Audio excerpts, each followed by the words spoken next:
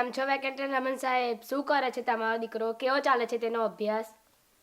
સારો ચાલે છે. પ્રેસિડેન્સી કોલેજ મદ્રાસરમાં બીએની ડિગ્રી માટે અભ્યાસ કરી રહ્યો છે. ઓહો, ઘણું સરસ. 13 વર્ષની નાની વયે 12મું ધોરણ પાસ કર્યું અને 15 વર્ષની વયે ગ્રેજ્યુએટ કરશે.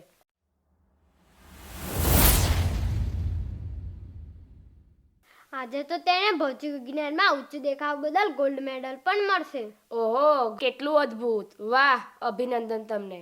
આભાર તમારો. આભાર. રમન, હું તને વધુ અભ્યાસ માટે ઇંગ્લેન્ડ મોકલવાનો હતો, તે શું વિચાર્યું છે? સર, મને તો મનોમન ઘણી ઈચ્છા છે, પરંતુ હું ફિઝિકલ ટેસ્ટમાં નપાસ થયો છું. હવે શું વિચાર્યું છે? હવે શું કરીશ? હવે તો મારે મોટા ભાઈની જેમ એકાઉન્ટન્ટ બનવું પડશે, પરંતુ મારો જીવ તો પ્રયોગશાળામાં જ રહેશે. તું ચિંતા ના કર. સવારે તું તારી નોકરી પર જા અને સાંજે ISSમાં પ્રયોગો કરજે. હું તને ચોક્કસથી મદદ કરીશ. આભાર સર તમારો.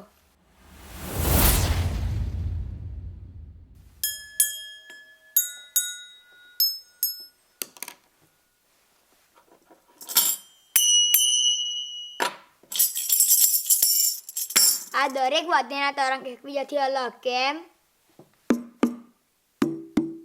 આ બે સમાન દેખાતા વાદ્યોના તરંગ પણ એકબીજાથી અલગ છે. શા માટે?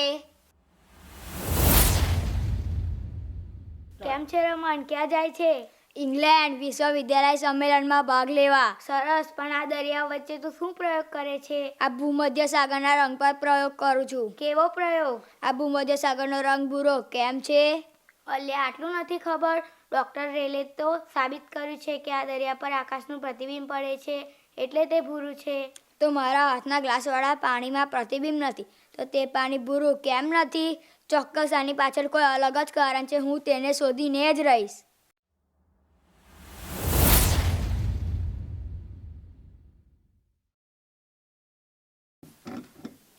રમન બેટા, ઓ રમન, હા બાપુજી. તને શું થયું છે? આ આટલા મહિનાથી આ પ્રયોગશાળામાં કઈ વાત પર પ્રયોગો ચાલે છે? જુઓ બાપુજી, આ પ્રકાશ પર કેટલાક પ્રયોગો મેં કર્યા છે. આજે હું કોઈ એક ચોક્કસ સિદ્ધાંત પર આવ્યો છું. કયા સિદ્ધાંત પર? જુઓ બાપુજી, આ પ્રકાશનું કિરણ હું પ્રિઝમ પર પાડીશ તો તેમાંથી 7 રંગોનું ઇન્દ્રધનુષ્ય દેખાશે.